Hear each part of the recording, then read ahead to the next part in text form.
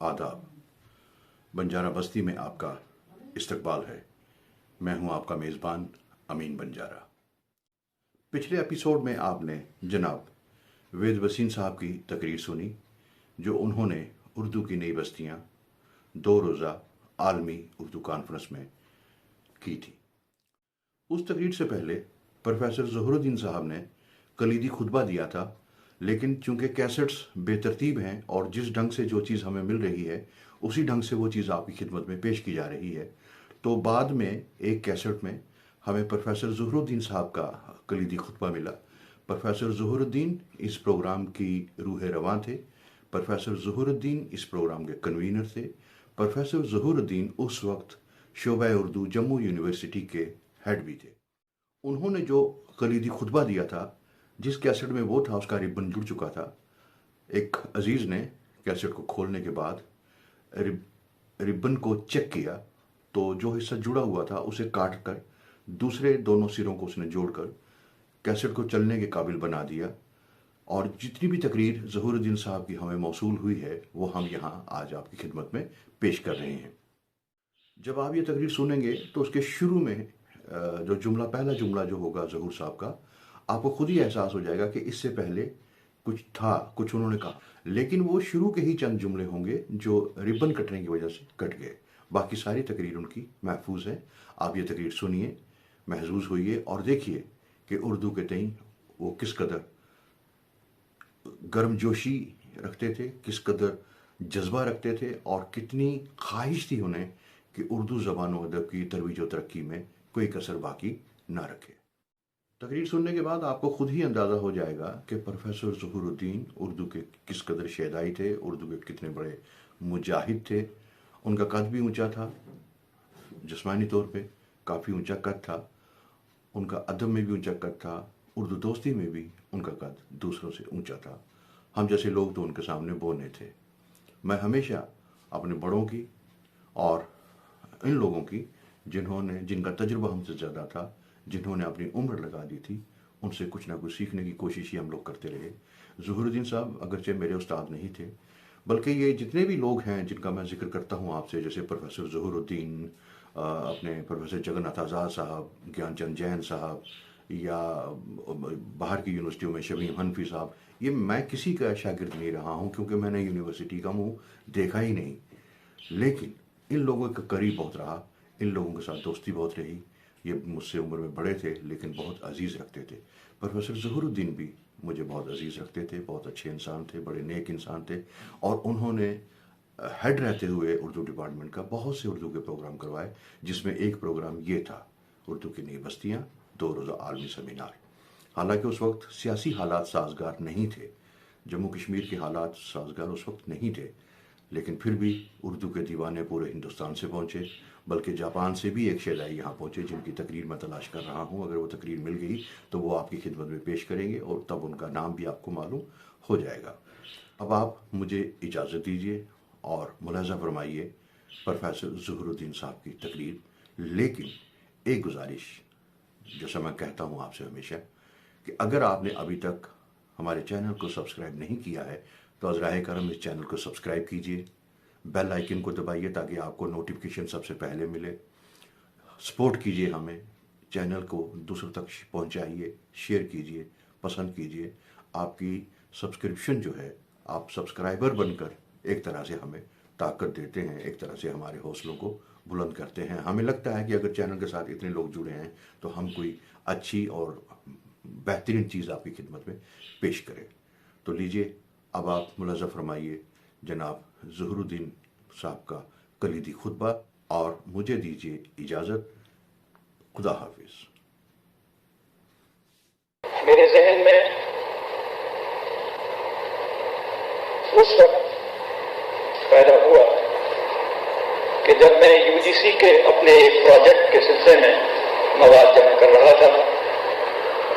Project का ताल्लुक बड़े सगीर से बाहर उर्दू अदब और ज़बान के तरह से है। अभी मैं काम कर रहा हूँ। चुनांचे इस मौजू पर काम करते हुए जब मैंने शायर के मुदीर سے رابطہ قائم کیا. شاید ہمارا ایک اہم رسالہ ہے جو گزشتہ 50 سال سے یا اس سے بھی زیادہ نکل رہا ہے بامبے سے. اس وقت اس کے ایڈیٹر افتخار امام صدیقی ہیں. میں نے ان کا اشتہار ایک شاعر میں دیکھا ایک خاص نمبر سے متعلق کہ جو برے صغیر سے باہر کی اردو دنیا جس کا عنوان ہی اردو کی نئی بستیاں انہوں نے رکھا ہے. ان سے جب میں نے رابطہ قائم کیا اور خاص طور سے اس نمبر سے متعلق یہ نمبر مجھے ملنا چاہیے, اگر آپ نے شائع کر دیا ہو تو بھیج دیجیے, اور اگر نہیں شائع کیا ہے تو مجھے بتائیے کب تک یہ شائع ہو. تو جہاں انہوں نے مجھے اس نمبر سے متعلق معلومات فراہم کی وہاں یہ مشورہ بھی دیا کہ اگر کسی طرح سے آپ ایک عالمی سیمینار کر سکیں اور کچھ لوگوں کو بلا سکیں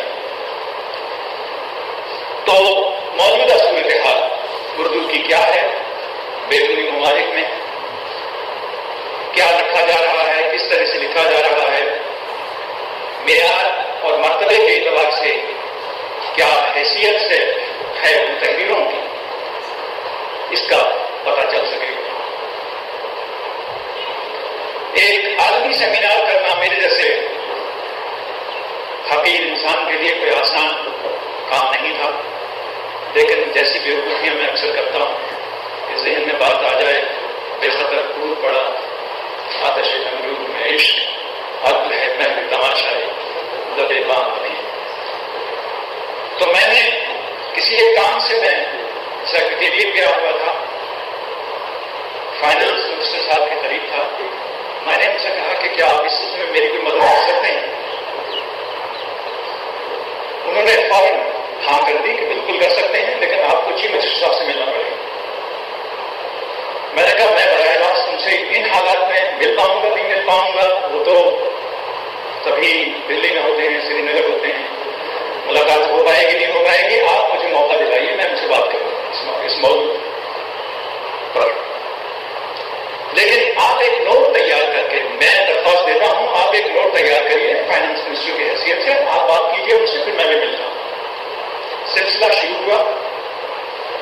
چیف منسٹر صاحب نے ہاں بھی کر دی انہیں, ان سے میری ملاقات نہیں ہو سکی کیونکہ اسی دوران ہماری جو ایجوکیشن اس وقت چل رہی ہے اس نے زور ایسا پکڑا کہ چیف منسٹر صاحب ملک چھوڑ کے لندن چلے گئے کسی کام سے, اور 2 ہفتے یا 1.5 ہفتہ وہاں رہے. اس دوران میں صورتحال کچھ اور زیادہ سنگین ہوتی چلی گئی اور یہ معاملہ فائل کی حد تک رہ گیا. میں نے یقیناً رابطہ قائم کیا جن کے نام کچھ اس میں ہیں, کچھ نام میں نے نہیں دیے ہیں کیونکہ انہوں نے جواب نہیں دیا مجھے. لیکن جہاں جہاں کینیڈا میں, امریکہ میں, جہاں جہاں مجھے معلومات حاصل تھی جن کے بارے میں کہ وہ کام کر رہے ہیں, جاپان, روس, بلکہ میری ٹیلی فون پر بھی گفتگو ہوئی ان سے, انہوں نے کہا تو نہیں مجھ سے, لیکن میں سمجھ رہا تھا کہ مجبوری جو ہے وہ دراصل بہت کرایہ آنے جانے کا 70,000 80,000 سے کم نہیں ہے. کسی بھی ملک سے آنا ہو اور کینیڈا اور امریکہ سے اگر آنا ہو تو کچھ اور بھی زیادہ ہے. تو صرف ایک دیوانہ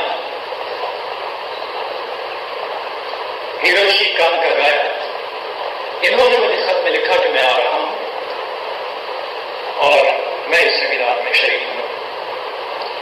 پروفیسر کان کا گایا آپ کے سامنے ہیں, 70-80 سال سے جاپان میں اردو زبان پر کام ہو رہا ہے. ان کی عمر بھی 60 سے کم نہیں ہے, اوپر ہی ہوگی. جب سے ہوش انہوں نے سنبھالا ہے یہ بھی کام کر رہے ہیں. پہلے ایک یونیورسٹی سے ریٹائر ہوئے, اب کی دوسری یونیورسٹی میں ملازم ہیں. وہاں اردو درس تدریس ان کا کام ہے, اردو پڑھاتے ہیں, جاپانی طلبا ریسرچ کرواتے ہیں وغیرہ. یہ تھی مختصر سی ابتدا اس سیمینار سے متعلق. بلراج پوری صاحب نے یہ بالکل ٹھیک کہا کہ سیاست نے اگر اس ملک کو تقسیم کرایا ہے اور ابھی اور شاید ٹکڑے کرانے کے در پہ ہے، کم سے کم ہماری ریاست کی صورتحال بڑی پیچیدہ ہوتی جا رہی ہے. لیکن اگر اردو زبان کو دیکھا جائے، ہزاروں الزامات جو اس پر لگائے گئے ہیں، اس کے باوجود اگر اردو زبان کے کنٹریبیوشن سے متعلق بات کی جائے تو بے خبر یہ کہا جا سکتا ہے کہ سیاست نے اگر ہمیں تقسیم کیا ہے، یہ زبان ہمیں جوڑ سکتی ہے، ہمیں یہ بنا سکتی ہے. اسی لیے میں چاہتا تھا کہ سمندر پار سے یا دوسرے ممالک سے لوگ آئیں اور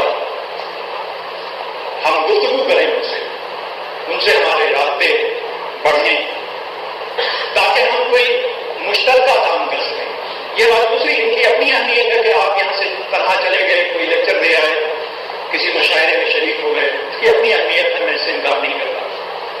لیکن اردو زبان کو فروغ اسی صورت میں ملے گا کہ جب اس کی تدریس کا انتظام دوسرے ممالک میں بھی ہوگا، اس میں کام تحقیق دوسرے ممالک میں بھی ہوگی، اور وہاں بیٹھے ہوئے لوگ، خاص طور سے ہمارے یہاں سے رہے ہوئے نہیں، جو وہاں ہیں، جو وہاں کے شہری ہیں، وہ بھی جس طرح سے کام کا گایا اردو بولتے بھی ہیں اور اردو لکھتے بھی ہیں.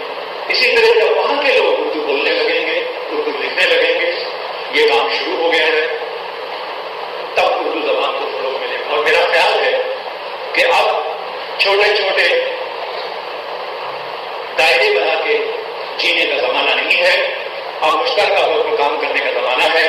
اور ہمیں انجمن ترقی اردو کو یہ کام کر، مجھے کہیں کہیں مجھے پتا چلا کہ انجمن ترقی اردو کی شاخیں ہیں کہیں مجھے نہیں معلوم کہ انجمن ترقی اردو کا رابطہ ہے ان کے ساتھ کہ نہیں ہے، کہ یا انہوں نے محض انجمن کا نام بڑا دیکھ کے وہاں بھی رکھ لیے ہیں نام. ایسے ہیں، مجھے معلومات حاصل ہوئی ہیں کہ کچھ ممالک میں انجمن ترقی اردو کے نام سے وہاں انجمنیں قائم کی گئی ہیں اور وہ کام کر رہے ہیں. لیکن میں اس موقع پر یہ ضرور کہوں گا، کیونکہ انجمن کے جنرل سیکرٹری یہاں موجود ہیں، میں یہ ضرور کہوں گا کہ اگر کسی طرح سے ہم کوئی اس طرح سے پورے ملک کو ہم نے ایک لڑی میں پرویا ہے، اگر کسی طرح سے پوری دنیا کو، جو اردو دنیا اس کو کسی ایک لڑی میں پرو سکیں اور ہمارا رابطہ ہو، ہمیں پتہ چلے کہ کہاں کیا ہو رہا ہے، اور کولیبریشن سے ہم کام کر سکیں. دوسرے شعبے تو ہمارے بہت کام کر رہے ہیں، یعنی سائنسز ہیں یا سوشل سائنسز ہیں، وہ تو کولیبریٹو کام بہت کر رہے ہیں. ان کے ہاں تو دوسرے ممالک کی یونیورسٹیوں کے ساتھ آتے ہیں، ان کے ساتھ مل کے کام کر رہے ہیں. میرا خیال ہے کہ یہ اردو کو بھی کرنا چاہیے. اور اردو زبان، میں ایک آدھ مثالیں ہمارے وہاں تو ہیں کہ جہاں برطانیہ میں کسی اسکالر کے ساتھ مل کے کام کیا گیا ہے، یا یورپ میں کسی اسکالر کے ساتھ مل کے کام کیا گیا ہے. ایسی مثالیں کب ہیں ہمارے یہاں بھی، لیکن اس کے بعد کچھ ایسا لگتا ہے کہ جیسے ہم کٹ کے رہ گئے ہیں. میرا خیال ہے کہ ہمیں اس پر غور کرنا چاہیے اور ہمیں ایک تحریک ایسی بھی شروع کرنی چاہیے، چاہے وہ انجمن ترقی اردو ہند کے ذریعے چلے یا کوئی اور ادارہ یا اور کوئی انجمن قائم ہم کریں. ضرور کرنا چاہیے تاکہ اردو عالمی سطح پر، اردو والے عالمی سطح پر ایک دوسرے سے رابطہ قائم کر کے، ایک دوسرے کے قریب رہ کے کچھ کام کر سکیں اور اردو زبان کو فروغ دے سکیں. کیونکہ اردو زبان جہاں تک اعداد و شمار کا تعلق ہے اور معلومات مجھ تک پہنچی ہیں، میرا خیال ہے کہ یونائٹڈ نیشنز میں میرا خیال ہے وہ تیسری زبان ہے اس وقت، اور وہاں بھی یہ غور کیا جا رہا ہے کہ اس کو باقاعدہ ڈکلیئر کر دیا جائے تیسری زبان، تاکہ وہاں ترجمے میں انتظامات بھی ہو سکیں. تو اگر یہ حیثیت اردو زبان نے حاصل کر لی ہے تو میرا خیال ہے کہ یہ وقت بڑا اہم ہے، اس وقت بڑا اچھا وقت ہے کہ ہم ان پہلوؤں پر غور کریں. ان سے متعلق اگر ہم کچھ کر سکتے ہیں تو کریں. جہاں تک میرا تعلق ہے، میں ایک بالکل ادنا سا اس زبان کا سپاہی ہوں. میں نے یہ تہیہ کیا ہے کہ میں ایک اور انٹرنیشنل سیمینار کروں گا، عالمی سیمینار کروں گا انشاءاللہ، خدا نے اگر صحت دی. اور میں آج ایک آئے ہوئے ہیں، میں ایسے درجن لوگ جمع کروں گا اسی سیمینار وائس چانسلر کی مدد مجھے حاصل ہے، اور کوئی کام ایسا نہیں ہے کہ میں گیا ہوں ان کے پاس اور انہوں نے انکار کیا ہو۔ یہ سیمینار مارچ میں ہو رہا تھا، اس وقت سارے فنڈز ختم ہو گئے تھے، اور اگر میں نے یہ پہلے شروع کیا ہوتا مجھے یقین ہے کہ میں 2-4 لوگوں کو کرایہ بھی دے سکتا تھا، وائس چانسلر صاحب سے میں اتنے پیسے لے سکتا تھا، لیکن چونکہ بالکل آخر میں جا کے، مالی سال کے آخر میں جا کے ہم نے یہ فیصلہ کیا، تو میں نے یہی محسوس کیا کہ بہتر یہی ہے کہ جو لوگ آ سکتے ہیں، اپنے اخراجات برداشت کر سکتے ہیں، انہیں کو بلانا چاہیے۔ ان معروضات کے ساتھ میں اپنی طرف سے کام کر رہا صاحب کا ممنون ہوں کہ آپ نے اتنا لمبا سفر اس عمر میں طے کیا، اور انہوں نے مجھ سے وعدہ کیا ہے کہ یہ اور میں ہم دونوں کولیبوریٹ کریں گے کسی، اور میرے جو شعبے کے اساتذہ ہیں ان کی یہ مدد کریں گے، کیونکہ جاپان میں اور لوگ بھی بہت سے اردو کام کر رہے ہیں، ان کو بھی موقع دیں گے یہ کہ وہ ایک دوسرے سے رابطہ قائم کر کے اردو زبان والے میں تحقیقی کام ہو یا کسی بھی طرح کا کام ہو جو جن سے میرے شعبے کے دوسرے ساتھیوں کا نام ہو، انہیں بھی پتہ چلے کہ دنیا میں کیا ہو رہا ہے، یہ اس میں مدد کریں گے۔ میں